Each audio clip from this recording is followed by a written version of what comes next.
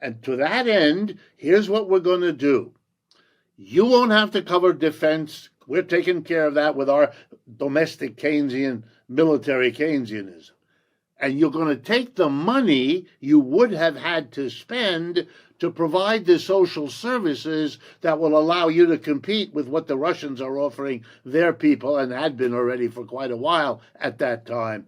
So you're going to compete with them, and then we're going to take our National Endowment for Democracy, our CIA, and all the rest, and make sure the right politicians willing to commit to this deal sit at the top of the government in France, in Germany, in Britain, and we all know the story of all of the money and the sloshing that was done. That was it.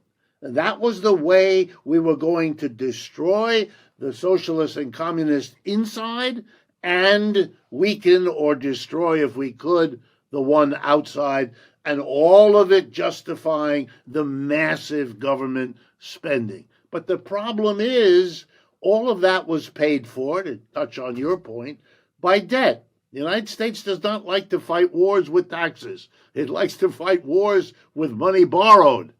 Because if you tax the people, the opposition to the war would be much bigger and arise much sooner. So you can't do that. You borrow the money.